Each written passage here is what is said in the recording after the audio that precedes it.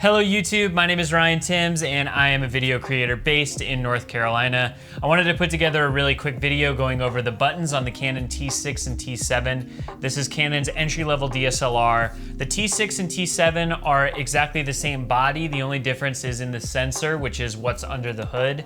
The video quality is the same across the two models and all of the buttons are the same across the two models. So if you own either camera, check this video out. We're gonna jump in, look at all of the buttons. I'll explain what they all mean and how they help you change the settings on the camera. Now, when you first get the camera out of the box, what you're gonna wanna do is turn it on via this on-off switch right here. And you'll see this dial right next to that on-off switch. Now, there's a whole bunch of different things on this dial, but I'm gonna go through the three that I think are the most important. The first one being the mode that the camera comes in, which is this A with a green box around it. That stands for auto mode. So for very beginners, this is a great way to start. It's gonna get you right up and taking pictures right away. The other two modes I'll talk about are the modes above A here. These are all your different manual modes. So if you switch this into M, that's full manual control of the entire camera. If you turn this dial all the way the other way, that will put you into video mode. This is gonna be the only way that you'll be able to record video if you do wanna record any video with this camera. Popping our camera over to manual mode, I'm gonna go over all these buttons on the back and what they mean, how to change stuff on these cameras. Now, when you first switch this over to manual, you're gonna be looking at a screen that is something like this.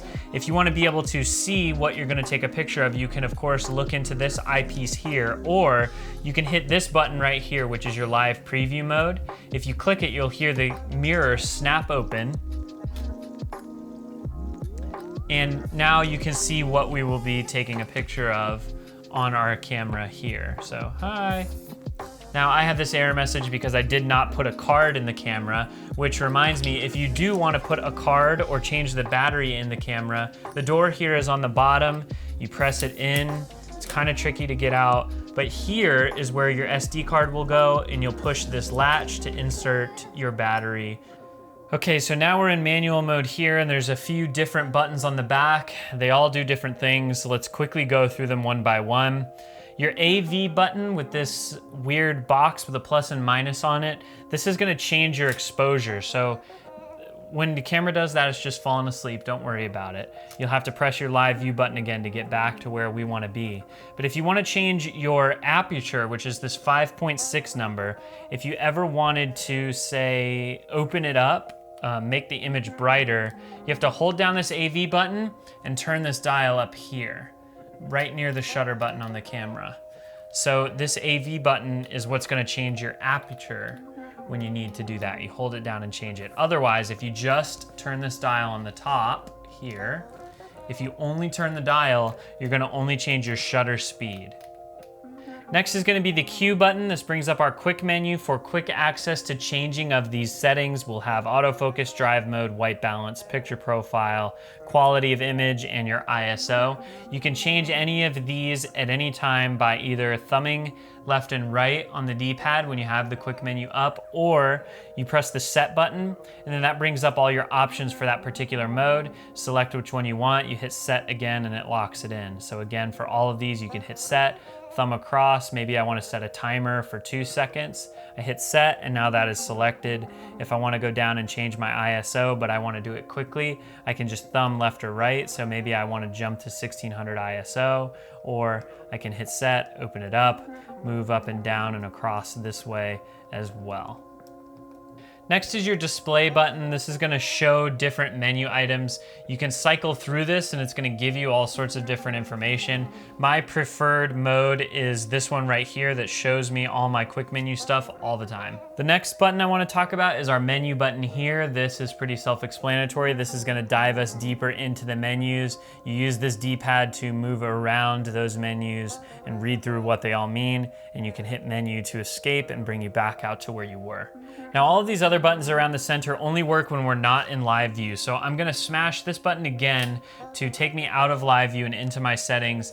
Now, they all have things written on them, ISO, which is your sensitivity or your brightness, AF, which is autofocus, WB, which stands for white balance, and this image over here, which is your drive mode or your self timer. Now, if you hit these buttons, it's gonna take us into those menus, but that's only when you're in this manual mode on this screen. The rest of the time, they're just used as directional pads.